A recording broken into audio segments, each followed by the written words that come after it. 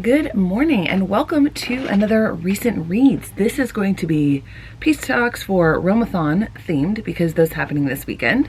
It's also the Magical All-Nighter starting a little bit later today, and I thought it was, I don't know why I thought it was 2 nights. So 2 of the books that I have to talk about are actually Aurelian books, and I was trying to time them for the same time. That didn't end up working out. But before I get into the more frequent updates on Peace Talk books, because I have a whole stack of easy, quick reads for Peace Talks because I'm going to do it right this year. I have 2 books to talk about. The reason this is Realmathon Peace Talks themed is because I didn't read that much during the week. Monday I had off, but I was trying to, finish things up because I had gotten distracted by Hogwarts Legacy, as I mentioned in last week's recent reads. And then the days during the week just felt so long. I was so tired. So looking forward to the weekend. I have 1 physical book to talk about that I finished early on in the week. I did read another physical book. Haven't finished that yet. And then I have 1 audiobook to talk about that I started on Monday, but it's a much longer audiobook because it's like 800 pages. So, to start off, Trust the Emerald Sea. I enjoyed this so much. This had all or a lot of the different things that I love about Brandon Sanderson's writing and the tie-ins to the Cosmere. And I have a fondness for The Princess Bride, which he was inspired to write this because of The Princess Bride. And he wrote this like for his wife. They'd had a family movie night, watching The Princess Bride, and he wondered what would happen if Buttercup had more agency and had gone after Wesley. And so basically that's what happens here. I was looking at, someone said you could see a little rat somewhere on here, but I can't see where he's supposed to be. But anyway, in this world you have, it's a pirate world, but that's not water down there. Those are spores from the moon. And I will admit, when I read this initially, I was confused because I could not figure out I could not see in my mind the scientific principle that was talked about here, which is fluidization, where these not water acts like water. After reading this, I have a playlist where like watch later on YouTube, where I had saved a bunch of Trust videos from when it first came out, and I didn't watch it until I read the book. And one of those was the science of Trust of the Emerald Sea. And in that, he demonstrates what fluidization is. Now hold on one second. Sorry, I just felt like I was way too close. Anyway, so in that book, he demonstrates what fluidization is, and not the book, the video. And it made so much sense. I was like, oh, okay, I finally understand it. But what I did while I was reading is I just was like, okay, I'm gonna believe it. This is how they sail. Fantasy novel. And it read like a fairy tale, but a realistic fairy tale, and also had Hoyd's voice interjected throughout, which I love. I love Hoyd as a narrator. I love how he appears in the Stormlight Archive and the witty banter, and he was quite ridiculous in this book for reasons of the book. And every time there was a Cosmere reference, I was like, oh. I'm not going to mention, obviously, what the Cosmere references are because people are very spoiler averse. But there were several ones that, in some of the videos I was watching and the discussion I read after I read the book, were they mentioning some obvious references to previous characters? And they're talking about that, and I went, I didn't see that. I don't remember seeing that character's name in there. What? There's another reference to that same character from another character. So it's a character from another book, and then another side character in here says another term for that character, and I didn't get it in the moment because that character turns out, it's another spoiler, another Cosmere connection. I did not get that at all until people were talking about it.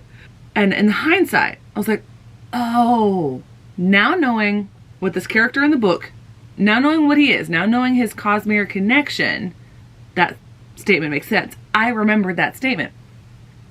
But the reference to the character, the Cosmere character that's not in this book, I don't remember at all. And when I tried to look it up on like Reddit threads and stuff, all they would tell me is that it was mentioned. I'm like, no, tell me where so I can go look it up in this book. I don't want to look through it. Anyway, so apparently, so I looked later at a list of all the different Cosmere spoilers and stuff. I'm like, I remember that. I do not remember that. I remember all of these, but I don't remember 30% of these Cosmere connections. I've read most of the Cosmere, and there's so much stuff that I don't know. I guess that means it's time for a reread. Wider Cosmere aside, I loved this book. It was such a fun read. It was engaging, lots of great artwork. Fantastic. It is one of my favorites. I really enjoy it. Obviously, I'm not going to talk details because spoilers. And like I mentioned, people are spoiler averse about that. Then we come to the book that I read as an audiobook, and that is Winter by Marissa Meyer. This finishes a series. This book, let me see how many pages exactly it is. 823. This was a 23-hour audiobook. It did not take me 23 hours because I don't listen to it at the normal speed. But I really enjoyed how Marissa Meyer balanced all of these perspectives in here. And this book is a very loose retelling of the Snow White tale. I thought that Marissa Meyer did a fantastic job with building Winter as a character, and how, so Winter has decided not to use her gift. And she, because of that, struggles with hallucinations and other things brought on by that, by not using the gift, but she doesn't want to manipulate anyone. And so she's unreliable-ish, but she has moments of lucidity. And in this one, her love interest, they've kind of been in love with each other for a while. They were childhood friends. They just have been kept apart by, you know, Levana and circumstance and all that sort of stuff. And it just was so well told. All the plot, major plot beats from Snow White, when they appear in here, it makes sense for the plot, and they don't appear all at once or in the succession that you would expect. There is so much happening in this book, hence why it's 800 pages, like 300 pages longer than Cinder. Not only did she tell Cinder and Jason's story very well, but she wove in all of the other perspectives in a way that gave their story the pages it needed. She even had perspectives from Aiko in here. I love Aiko. Aiko's phenomenal. And I loved the build-up. It never felt long at any point. It all made sense, even though you're like, oh, this could wrap up very soon. No, there's, 6 hours left on the audiobook. There must be more to go. And it didn't feel like she drug it out for that purpose. I will say, probably because it's based on fairy tale, but the ending just felt too very neatly wrapped up in a bow. And the part that bothered me the most, it still has to do with Scarlet and Wolf. Their relationship just has never been one of the pairings that I've enjoyed. It just seemed too far-fetched. So you learn in Scarlet that there's been genetic modifications, and that's what these soldiers are. But then also, I don't remember if it's in that book. I think it's actually in Crest, where you learn that the experimentation has gone further. And they've made them even more like wolves. And at one point, Wolf is captured. And they do all of this further genetic modifications to him that can't be undone to make him even more like an animal. And in trying to picture some of the facial and physiological modifications, it just seems like he's very, very much closer to wolf-like than just a beefy human with some really sharp teeth like he was before. and you get some perspectives from him where he shows that he's really struggling with it and all of the instincts from what they've done to the like the hormonal stuff and the mental stuff. But yet at the end, he and Scarlett are still able to be together. And it just doesn't make sense to me. Like, all of that's believable until, like, what? I don't get that. So that is literally the only thing that really bothers me. I love the way that the relationship continues to develop between Cinder and Kai and Cress and Thorn, and the way, you know, Winter and Jason are centered in here. It's just Scarlett and Wolf that really bothers me a little bit. But anyway, I thought this was an excellent conclusion. I've talked way too long about these books, but I will definitely be keeping this series. Okay, transitioning into Realmathon reads. So when I made that TBR, I set aside every book that I could read fairly quickly, focusing on the ones that are also in my genre, because I'm not going to do what I did last year and focus on just my genre, because I thought that was what gave us extra points, not just the number of books read. So these next two books are both magical readathon reads, and I did not bring anything with me to tell me which class they were for. I'm gonna go grab my phone. It would probably take too long for me to find the detailed explanation, because I went and looked at my TBR on Storygraph and I didn't include the detailed explanations. I don't know why I thought I did. But anyway, the first book that I read was for my astronomy class, and I forget what that prompt was, but I read This Place, Under 50 Years Retold. I put this on my wish list back when I saw another booktuber talk about it, but I don't remember who that booktuber is or when I put it on the list. But this was a book that my dad got me for Christmas, and he was going based off of that list. And I was so surprised and so excited to get it. And after having read it, I really, really am glad that I own it. This book is an anthology of different graphic stories that retell history. And so it's both historical but also slightly fictionalized, because there are things that they bring in that you can't necessarily confirm, which is totally fine. And it goes from about the 1870s, 1880s until the last story, which is supposed to be mildly futuristic, but there's a bit of time travel in that last story where they come back to around the 2012 to 2018 time period. So it's telling the story of different First Nations in Canada. And I know very broad historical event beats of how the First Nations were treated in Canada, because unfortunately they're very similar to how Native Americans were treated in the US. But I don't know a lot of the individual things, and so a lot of that was new. And I really, really loved how history was told in here. Now, there were a couple different art styles that really were, well, one specifically that wasn't really my favorite, and that was actually the second story. It's not really my favorite art style, but once I got over that, I could get into the story itself. And then there was another one that was centering the Inuit people, which there are some Inuit people who live in Alaska as well, which is part of the US. But it centered the shamanism of the people themselves and how it told the story. And I thought that the way that the art was combined really worked well. It's not straight out story. It's very psychedelic, 50s sort of thing, even though this was like 40s. And the story wasn't necessarily straightforward, but it definitely went into the shamanistic side, and gave me a better picture of it. So those are my two least favorite artistically, but that second one, it definitely went along the storytelling wise. The art matched it perfectly.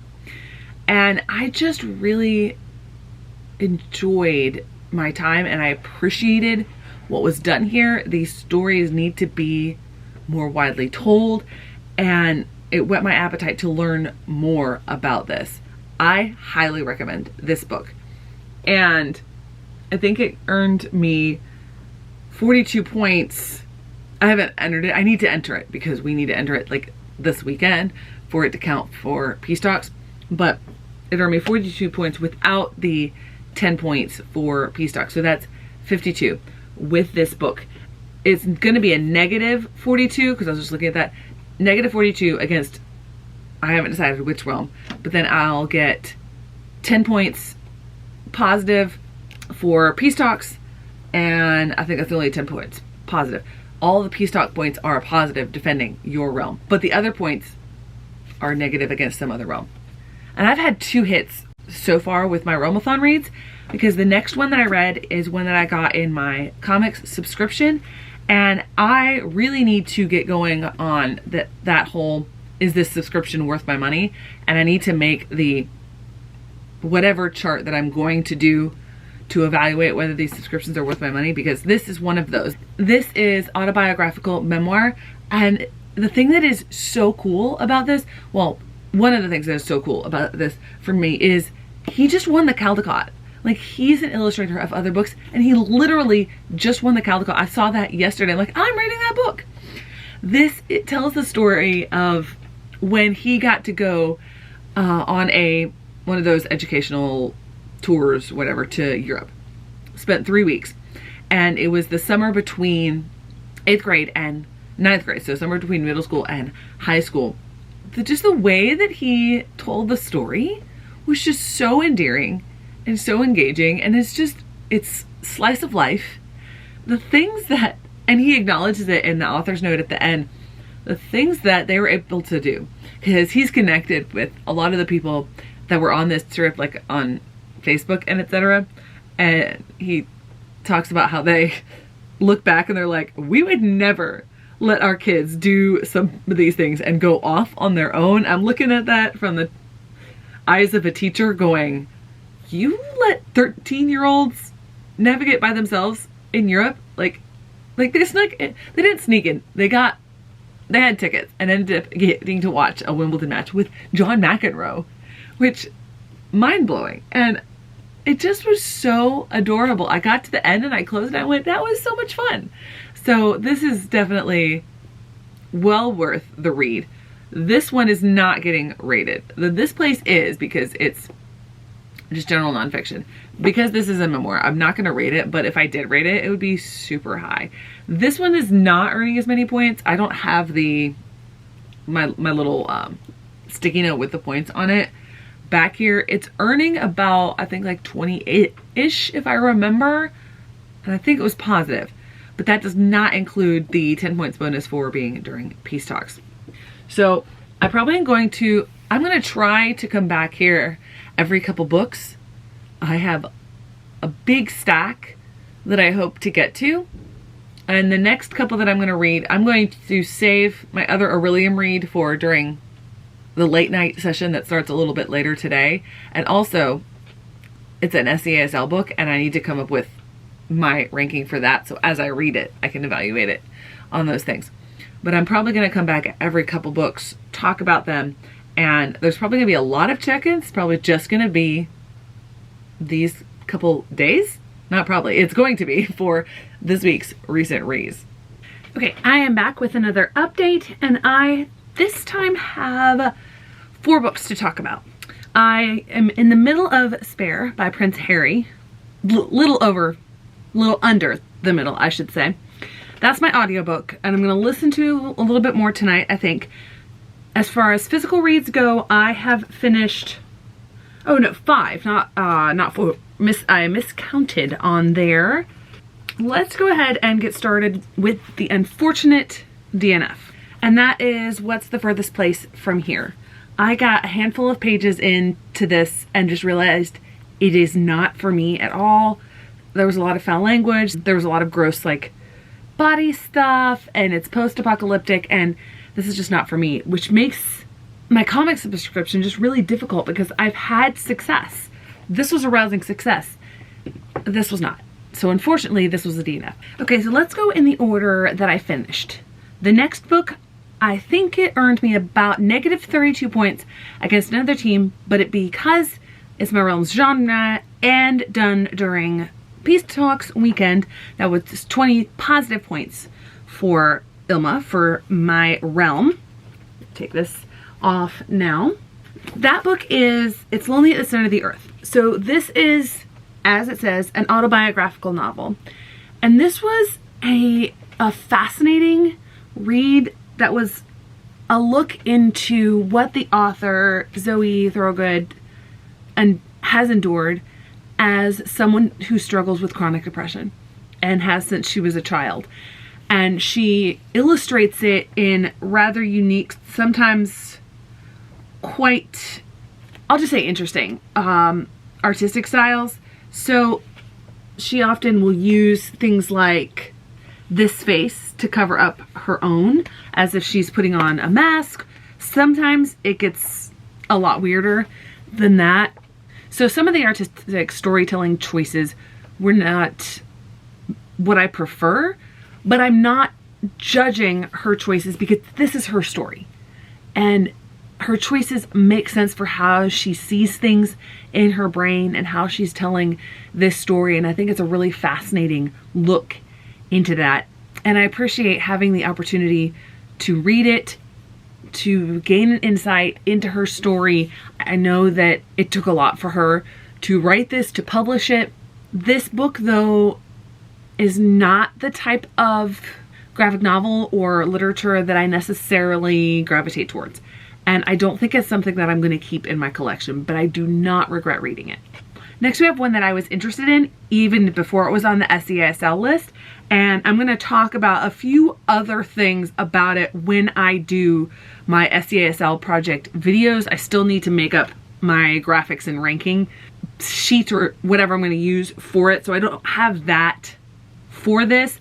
And I've taken a few of my little post-it note things off, and I don't remember what points are associated with this one.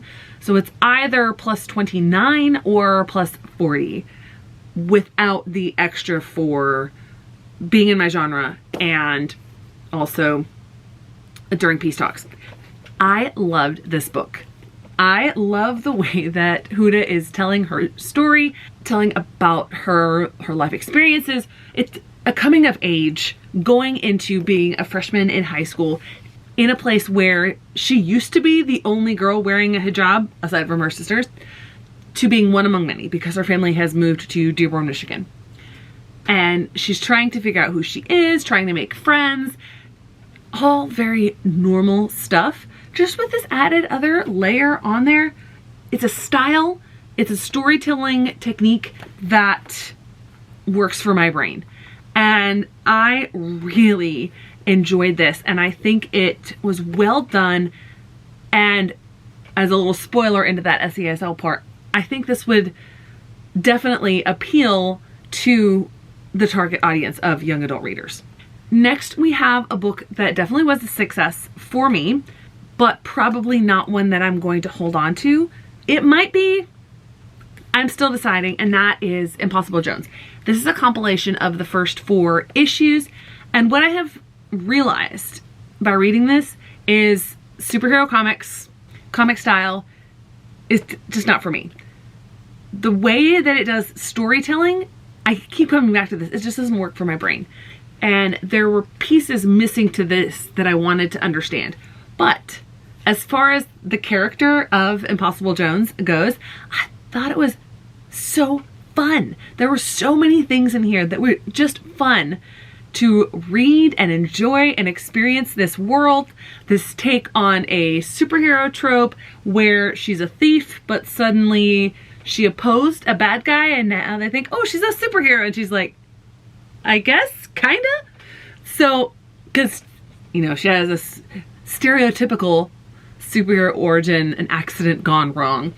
So I enjoyed this. And I also appreciate the fact that it told me that comic book style literature is just not for me. I earned approximately 26 points for this, aside from, again, the 10 for being in my genre some kind of sci-fi, and 10 for Peace Talks. The last book that I read so far this weekend, I still have another day's worth to go, is a reread of sorts. It's a graphic novelization of the book Kindred. And I knew that this would probably be a tough read, and it took me longer than the others. It's a graphic novelization. It's a graphic novelization. It's an adaptation of a novel. There we go. Finally got it right. And I've read this, and it was a fascinating, compelling read when I read it in its original novel form. There were parts of this that just hit differently because you could actually see it on page.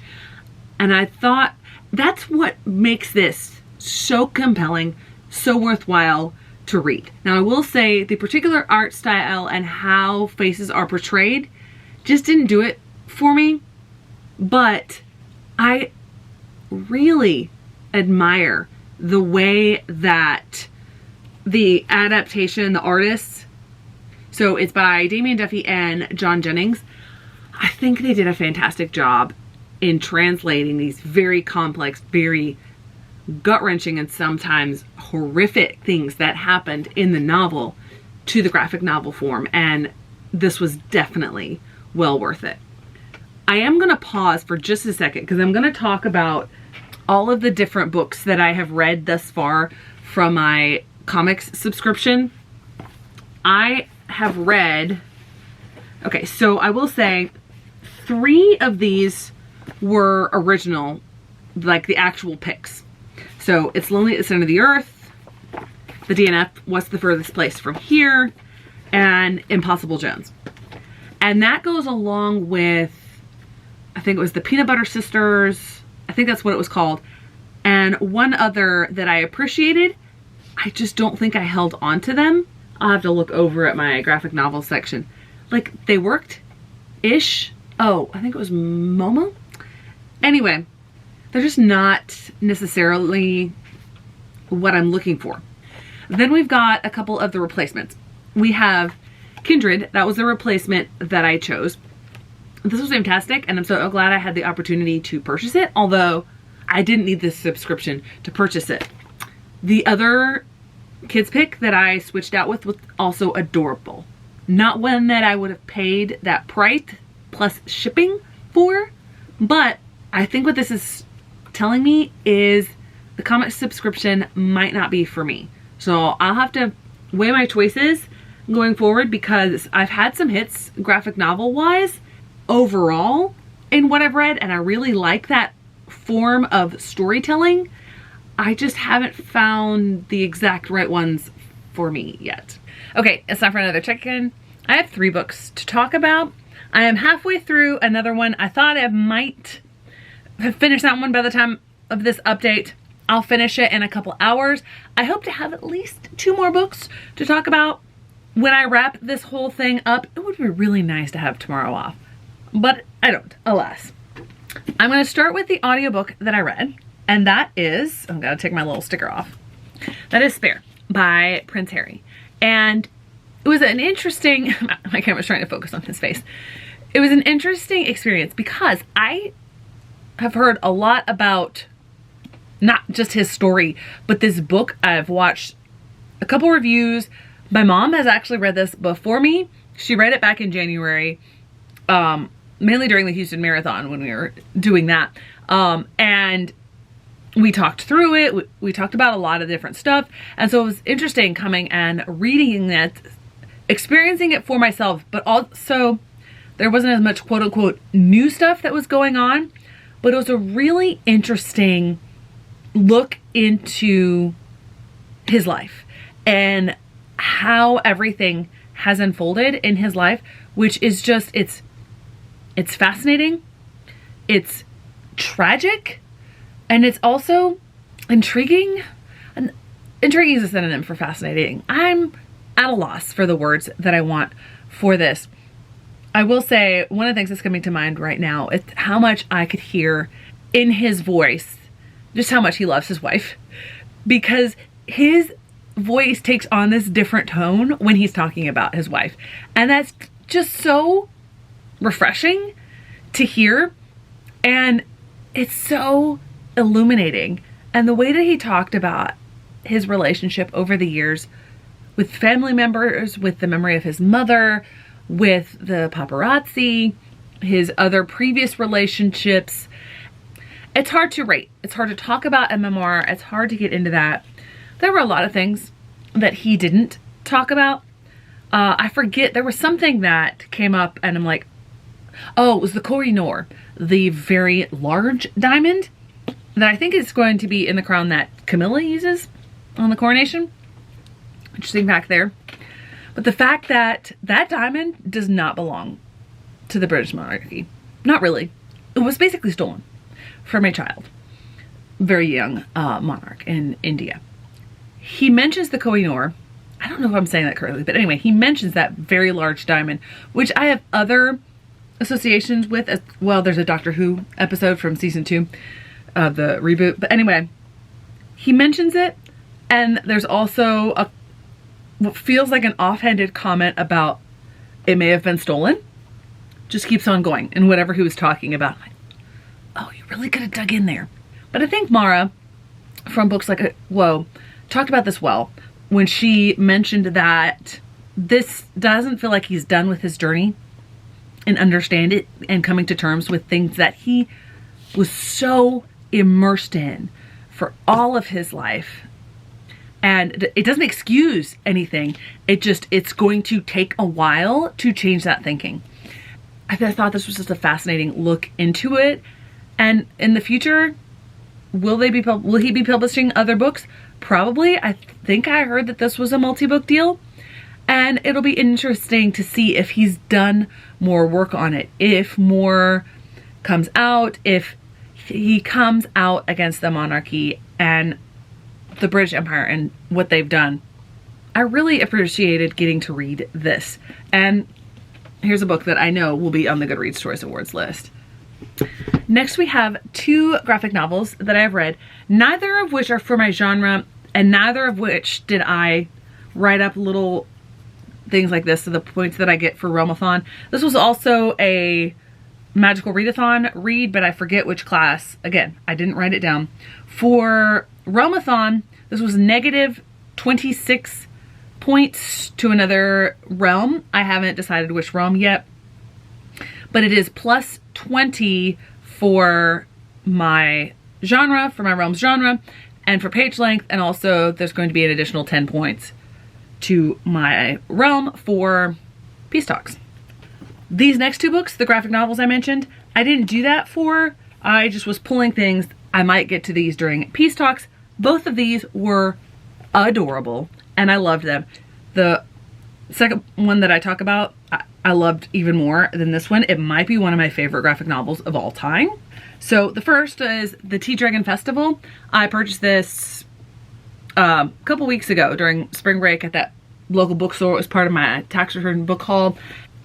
I think reading the first one would have told me a little bit more about what these tea dragons actually are, because this is a companion novel, and I think the Tea Dragon Society, which is the first of these, would have told me a little bit more about what are tea dragons and why are they different from real dragons, which Rin encounters in this book. This book is adorable. That's basically all you can say about it. And there were times at end of chapters where there would just be these cute little adorable moments that I loved. And this was a quick, easy read. Now, unexpectedly, I don't remember when I purchased this, but I'm so glad I did. I saw this book on the Goodreads Choice Awards list for last year. Did it win? Obviously not. But it's just so cute. And that's Crumbs. And this is a webtoon turned into a book. Not multiple volumes like Lore Olympus or Heartstopper.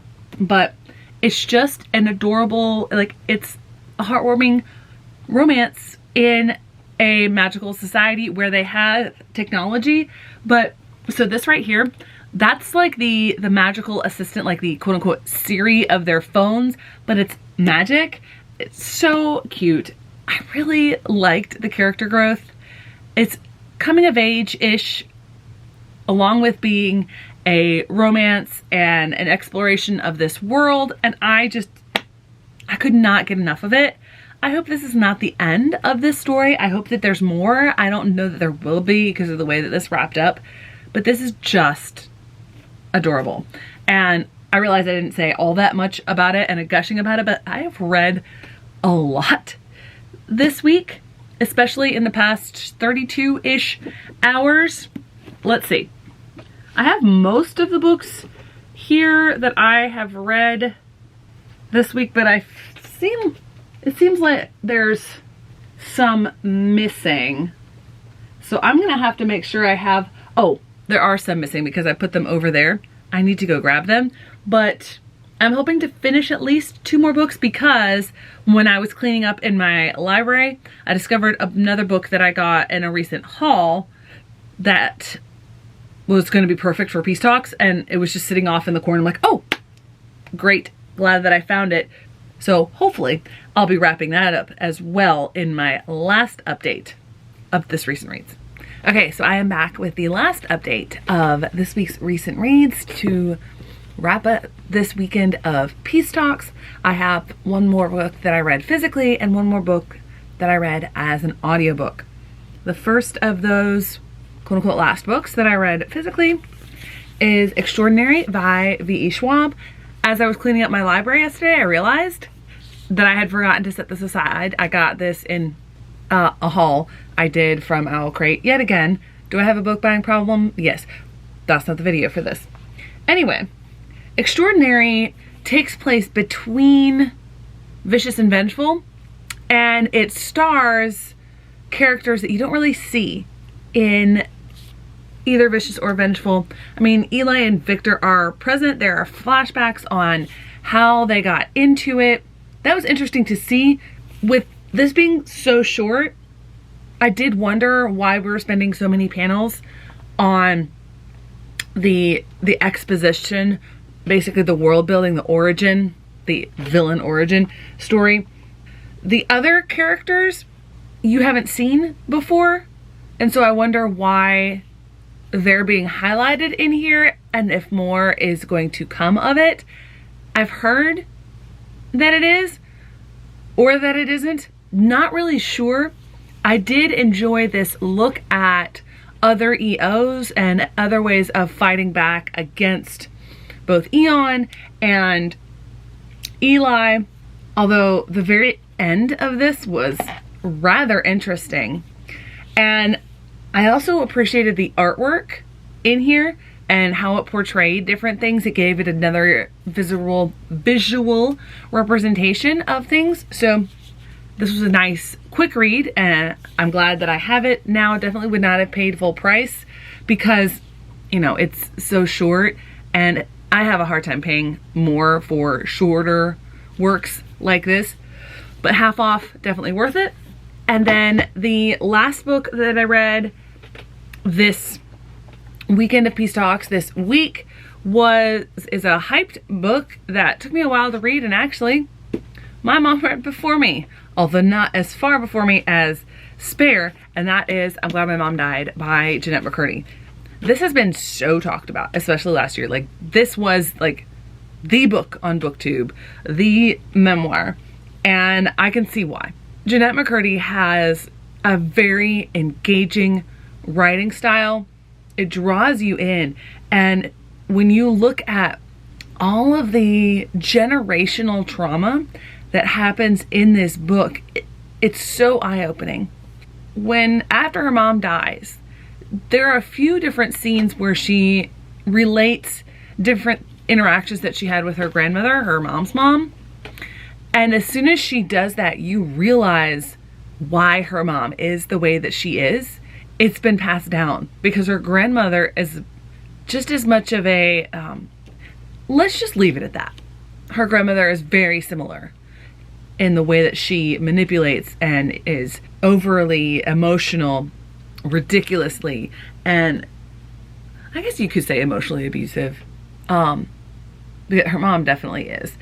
And it's just incredibly heartbreaking to see how that had so much of a negative impact on Jeanette, how she formed her whole identity for decades, and how she is slowly coming out of it. I don't know whether it was because she doesn't necessarily have the words to write about it, or she's not ready to write about it, or what, but I would have not enjoyed. The ending just felt rushed. Like, you knew that she was putting in the work. She showed some of the examples of herself putting in the work to get better, to heal after all of these things start to unravel in her life. But it gets to a point towards the end where she does not go into detail. She mentions things and we just have to go with it because she probably just isn't ready to talk about that in such a public book or arena like this. This book definitely deserved all of the praise that it got. So there you go. That wraps up this past week's recent reads. I had 2 books that I read that were not part of Peace Talks. I had Winter and Trust of the Emerald Sea. Both are very large. This one feels a lot longer than this one, but this one is almost actually twice the length of this one. Not quite twice, but close to it, which is why there were only 2 before the weekend of Peace Talks. And let's see if I can get this stack held up for what I read in 2 days. Yeah, I read all of this in 2 days. Thanks so much for watching. I hope to see you in the next one.